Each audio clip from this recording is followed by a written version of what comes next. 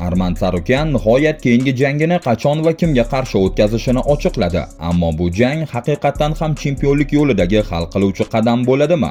Shu bilan birga o'zbekistonlik bokschi Shohjahon Ergashev uchun yana noxush xabar. Uning Batir Jukembayevga qarshi jangi navbatdagi bor qoldirildi. Xo'sh, bunga Shohjahonning o'zi qanday munosabat bildirdi? Yengil vazn toifasida esa katta bahslar davom etmoqda. Islom Makhachev Ilya Topuria va Justin Gaethje o'rtasidagi ehtimoliy jang favoritini aytdi. Makhachev kimga ko'proq imkon bermoqda? Yana bir tomonda Dana White UFC jangchilari maoshi borasidagi tanqidlarni eshitib jim turmadi. UFC prezidenti bu safar tanqidchilarga juda keskin javob qaytardi.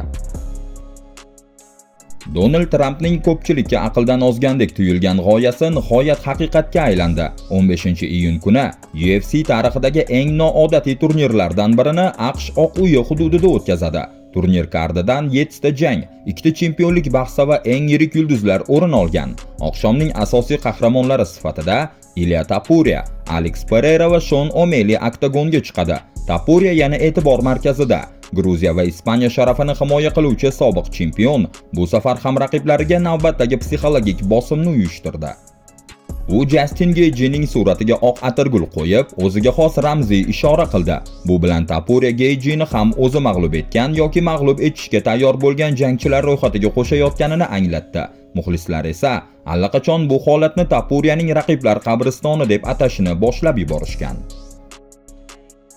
UFC yengil vazn toifasida reytingning ikkinchi pog'onasida borayotgan Arman Tsarukyan navbatdagi jangi haqida muhim bayonot berdi. Armanning aytishicha, u sentyabr oyida Los Anjelesda bo'lib o'tadigan UFC turnirida oktagonga qaytadi.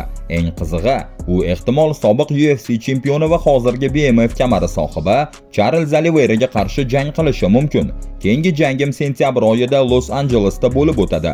Bu chempionlik jangi bo'ladi. Balki men aynan u bilan jang qilarman, dedi Tsarukyan Charles Oliveiraning suratini ko'rsatib. UFC chempioni Islom Makhachev 70 kg vazndagi mag'lubiyatsiz chempion Ilya Topuria hamda sobiq vaqtinchalik chempion Justin Gaethje o'rtasidagi jang haqida fikr bildirdi. Topuria yangi avlod vakili, ammo men Gaethje uni mag'lub eta olishiga ishonaman. Biroq uning biroz yoshi o'tib qolgan. Justin yaxshi jangchi, u afsona. Uning ortida juda ko'p janglar bor, lekin hozir yengil vazn divizionida Ilyaning davri boshlangan, dedi Makhachev. Do'stlar, shu joyda kichkina iltimos. Kanalimiz 100 ming obunachiga yetishiga juda oz qoldi. Statistikaga qarasak, videolarni juda ko'pchilik ko'ryapti, lekin hali ham ko'p odamlar obuna bosmagan. Agar kontent sizga yoqayotgan bo'lsa, hozir shu videoga bitta like bosib, kanalga obuna bo'lib qo'ying. Sizning bitta obunangiz bizni 100 minglik marraga yanada yaqinlashtiradi. 6-iyun kuni Humo Arenada aralash yakka kurashlar bo'yicha xalqaro turnir o'tkazilishi kerak edi. Turnirning markaziy jangida bokschimiz Shohjahon Ergashev qozog'istonlik Batir Jukembayev bilan to'qnash kelishi belgilangandi. Biroq turnir bu safar tashkiliy va tashqi omillar sababli 25-iyulga qoldirilgani haqida xabar berildi. Bu umumiy hisobda mazkur musobaqaning ikkinchi marotaba boshqa sanaga ko'chirilishi bo'ldi. Shohjahon Ergashev bunga quyidagicha munosabat bildirdi. Demak, shunday bo'lishi kerak ekan. Batir, qo'limga tushasan baribir, yana qutulib qolyapsan. Shuncha tayyorgarlik essiz, deb yozgan Ergashev Instagram sahifasida.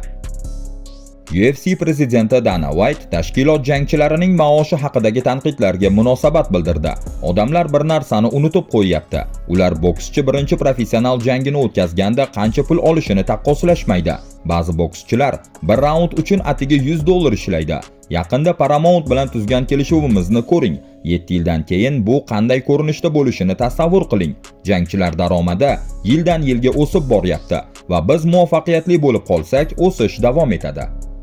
Lekin buni NBA basketboldagi maoshlar bilan taqqoslash kulgili holat. Masalan, sen 3 janglik shartnoma imzolading va biz sen UFC darajasiga mosmisan yoki yo'qmi tekshirishimiz kerak. Shunday ekan, men seni sinovdan o'tkazish uchun $370 ming to'lashim kerakmi? Asosiy maoshlar allaqachon oshgan. Savol shundaki, jangchining UFC uchun yetarli darajada yaxshi ekanini aniqlash uchun qancha pul to'lashga tayyorsan, dedi White.